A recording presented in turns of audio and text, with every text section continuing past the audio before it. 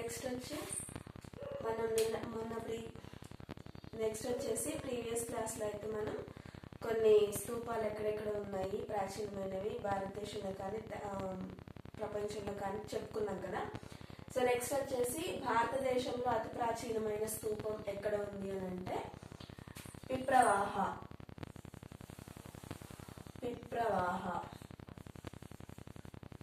ఇది యూపీలో ఉంది, ఉత్తరప్రదేశ్లో అయితే ఉందన్నమాట.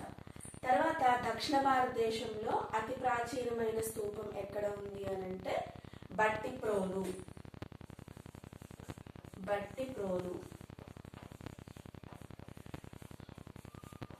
ఇది గుంటూరు జిల్లాలో ఉంది. ఇండియాలో అతి ప్రాచీనమైన చైత్యం ఎక్కడ ఉంది అని అంటే గుంటుపల్లి.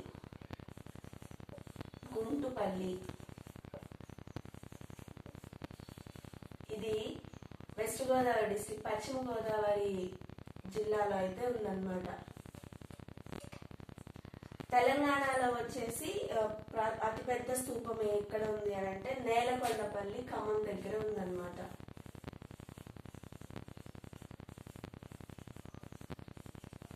నేలకొండపల్లి విశాఖ జిల్లాలో ఈ మధ్య రీసెంట్ గా వెలికి తీయబడినటువంటి బుద్ధుని ధాతువులపై నిర్మించబడిన స్తూపం ఏంటి అంటే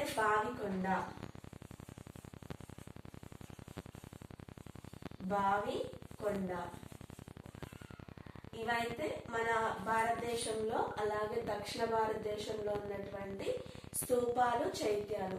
భారతదేశంలో అతి ప్రాచీనమైన స్తూపం వచ్చేసి పిప్రవాహ, ఇది ఉత్తరప్రదేశ్ లో ఉంది.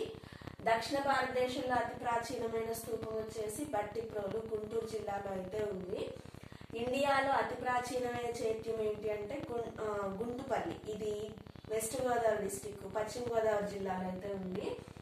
తెలంగాణలో అతిపెద్ద స్తూపం ఏంటి అంటే నేలకొండపల్లి, ఖమ్మం జిల్లాలో అయితే ఉంది. విశాఖ జిల్లాలో ఈ మధ్య రీసెంట్ గా వెలికి తీయబడినటువంటి బుద్ధుని ధాతువులపై నిర్మించబడినటువంటి స్తూపం ఏంటి అంటే బావికొండ. ఇవి బుద్ధుని యొక్క స్తూపాలు, చైత్యాలు. ప్రీవియస్ క్లాస్ లో అయితే ఎక్కడెక్కడ ఏ స్తూపాలు ఉన్నాయి, సాంచి స్తూపం కానీ ఇండోనేషియాలో ఉన్నటువంటి స్తూపం కానీ మనమైతే పక్కన ఫొటోస్ అయితే పెట్టాం కదా, ఇమేజెస్. సో వీటికి సంబంధించి కూడా ఒకవేళ ఉంటే నేను ఖచ్చితంగా పక్కన డిస్ప్లే చేస్తాను, చూడండి. నెక్స్ట్ వచ్చేసి బుద్ధుని కాలంలో ఉన్నటువంటి కొన్ని పరిస్థితులు.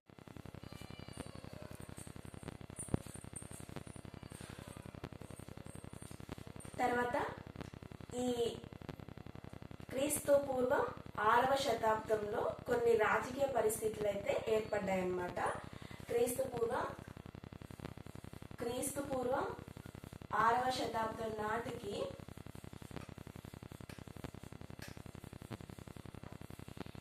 కొన్ని రాజకీయ పరిస్థితులు అయితే ఏర్పడ్డాయి. అందులో ముఖ్యంగా వచ్చేసి రాజకీయ పరమైన పరిస్థితులు ఒకటి, రాజకీయ పరమైనవి. నెక్స్ట్ వచ్చేసి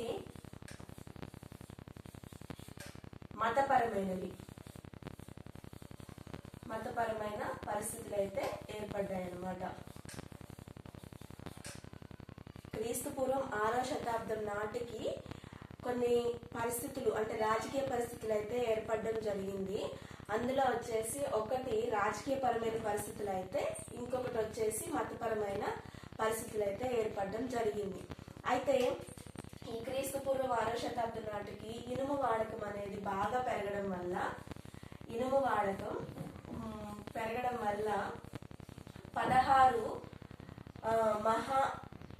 లేకపోతే షోడశ జనపదాలు అయితే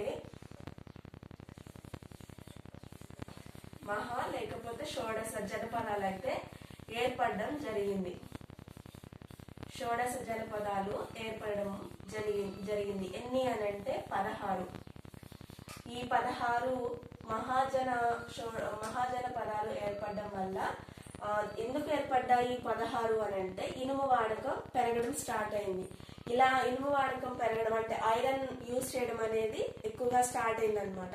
సో ఐరన్ ఎక్కువగా యూజ్ చేయడం స్టార్ట్ అయిన తర్వాత 16 మహాజనపదాలు అయితే ఏర్పడడం జరిగింది. వీటి యొక్క ఈ 16 జనపదాల యొక్క ముఖ్య లక్ష్యం ఏంటి అని అంటే ఏకఛత్రాధిపత్యం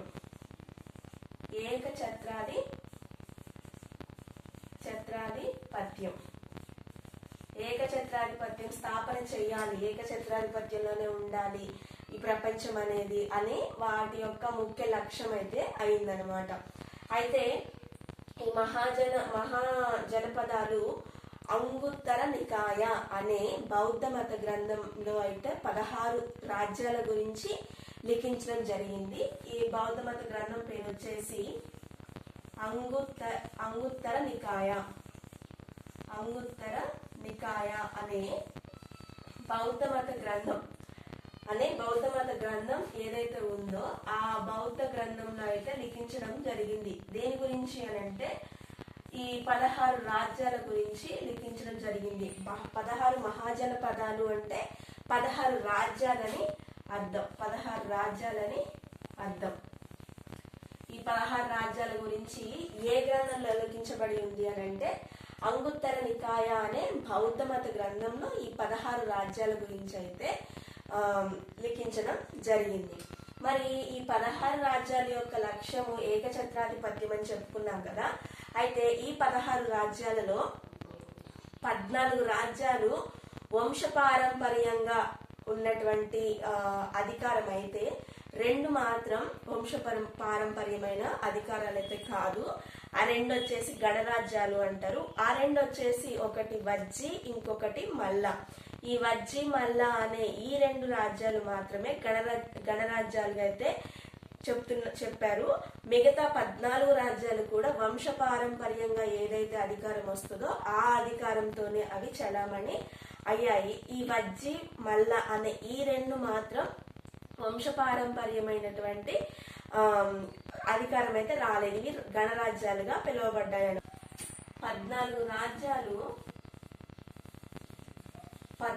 రాజ్యాలేమో వంశపారంపర్యంగా చలామణి అయ్యాయి. అధికారం వంశపారంపర్యంగా చలామణి అయ్యాయి.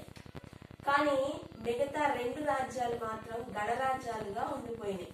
మరి గణరాజ్యాలుగా ఉన్నటువంటి రాజ్యాలు ఏంటి అని అంటే ఒకటి వచ్చేసి వజ్జి,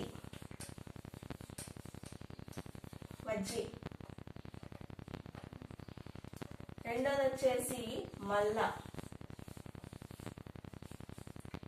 ఈ వజ్జి మల్ల అనే ఈ 2 రాజ్యాలు మాత్రం గణరాజ్యాలుగా అయితే పిలువబడడం జరిగింది. మరి ఈ 16 రాజ్యాల గురించి వివరించింది ఎవరు అని అంటే రైస్ డేవిడ్స్ అనే అతను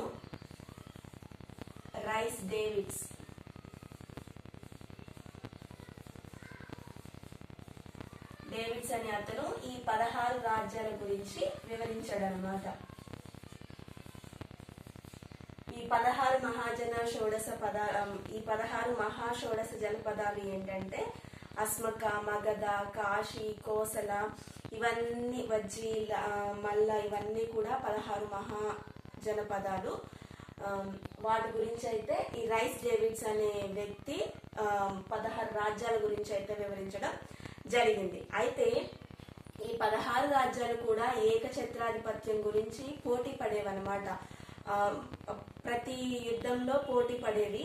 ఈ యుద్ధంలో విజయం సాధించింది ఎవరు అని అంటే మగధ విజయం అయితే సాధించింది. మగధ రాజ్యం అయితే విజయం అయితే సాధించడం జరిగింది. విజయం సాధించి భారతదేశంలోనే మొట్టమొదటిసారిగా సామ్రాజ్య స్థాపన చేసింది కూడా మగధ రాజ్యమే. భారతదేశంలో మొట్టమొదటి సామ్రాజ్య స్థాపన చేసింది కూడా మగధ రాజ్యమే.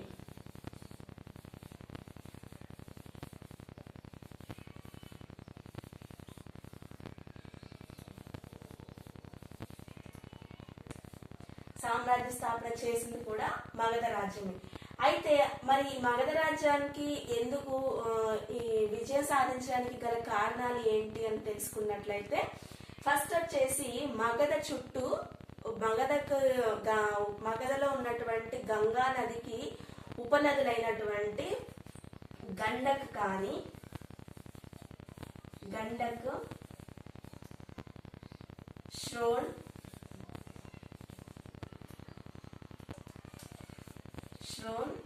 గగ్ర ఇవి సహజంగా ఆ మగధ రాజ్యానికి రక్షణ కల్పించేవన్నమాట. గంగా నదికి ఉపనదులైనటువంటి ఇవి గంగా నదికి ఉపనదులైనటువంటి గండక్ గాని, శ్రోణ్ గాని, గగ్ర అనే ఈ ఉపనదులు మగధ రాజ్యానికి సహజంగా రక్షణ అయితే కల్పించడం జరిగింది. ఇది ఒక కారణం అయితే, రెండవ కారణం వచ్చేసి పెద్ద ఎత్తున ఇనుము ప్రసిద్ధి ఉందన్నమాట. అక్కడ ఇనుము ఎక్కువగా ప్రసిద్ధి కాంచింది.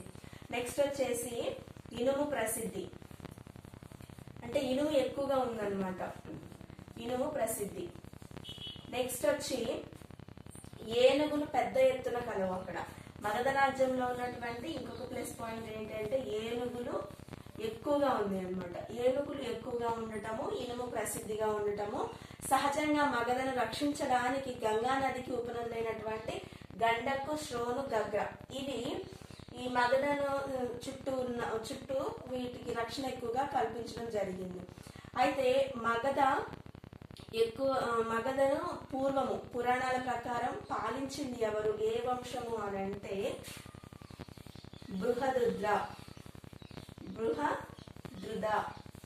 బృహదుద అనే వంశము పురాణాల ప్రకారము మగధను పరిపాలించడం అయితే జరిగింది. అయితే ఇక్కడ మగధను పరిపాలించిన రాజులు కూడా ఒక కారణంగా మనం చెప్పుకోవచ్చు. మగధను పరిపాలించినటువంటి రాజులు కూడా ఒక కారణం. నెక్స్ట్ వచ్చి ఈ మగధ సామ్రాజ్యంలో సమర్థుడు ఎవరు అని అంటే జరాసంధుడు.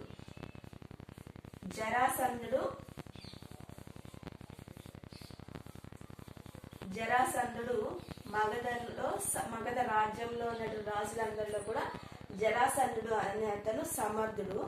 అయితే మగధలో ఉన్నటువంటి చివరి రాజు వచ్చేసి రిపుంజయుడు.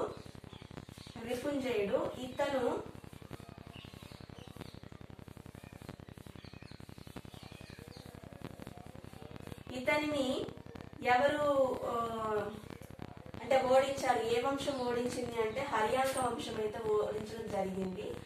ఇతని తర్వాత ఇక మగధ సామ్రాజ్యం అనేది లేదన్నమాట, అంతమైపోయింది. ఇతని తర్వాత రిపుంజయుడి తర్వాత మగధ సామ్రాజ్యం అనేది అంతమైపోయింది. ఈ రిపుంజయ రాజుని జయించింది ఎవరు అని అంటే హర్యాంక వంశంలో అయితే హర్యాంక వంశం వాళ్ళైతే ఈ మగధ సామ్రాజ్యాన్ని అంతం చేయడం అయితే జరిగిందనమాట. 16 రాజ్యాలు అంత పోటీ పడినప్పుడు గెలిచింది మాత్రం మగధనే. ఈ మగధ భారతదేశంలో మొట్టమొదటి సామ్రాజ్య స్థాపన అయితే చేయడం జరిగింది. ఈ మగధ విజయం సాధించడానికి కారణాలు ఏంటి అని అంటే మొట్టమొదటి వచ్చేసి మగధలో ఉన్నటువంటి గంగా నదికి ఉపనదులైనటువంటి గండక్కు, శ్రోను, గగ్ర ఇవి సహజంగా రక్షణ కల్పించేవి. తర్వాత అక్కడ ఇనుము ప్రసిద్ధి కావడము, ఏనుగులు ఎక్కువగా ఉండటము, ఫస్ట్ మగధను పరిపాలించినటువంటి పురాణ వంశం ఏదైనా ఉందంటే బృహద్రుద అనే వంశం పరిపాలించడము, ఇక్కడ ఉన్నటువంటి రాజుల యొక్క పరిపాలనా విధానం కావచ్చు. ఇక్కడ మగధలో సమర్థుడు ఎవరు అంటే రాజు ఎవరు అంటే జరాసంధుడు. చివరి రాజు వచ్చేసి రిపుంజయుడు. ఇతను హర్యాంక వంశం చేతిలో అయితే ఓటమి పాలవ్వడం జరిగింది. ఆ తర్వాత మగధ సామ్రాజ్యం అనేది నాశనం అవడం జరిగింది. తర్వాత హర్యాంక వంశం అయితే తమ జెండాని అక్కడ పెట్టడం అయితే జరిగింది అనమాట. ఇది మగధ యొక్క విజయానికి కారణాలు అని చెప్పవచ్చు. క్లాస్ అయితే మొత్తం చూసేసారు కదా. మీ కనుక ఈ క్లాస్లో మీద ఏదైనా డౌట్ ఉంటే మాత్రం నాకు ఖచ్చితంగా కామెంట్ సెక్షన్లో కామెంట్ చేయండి. ఖచ్చితంగా నా ఛానల్ అయితే ఫాలో అవ్వండి. Thank you for watching.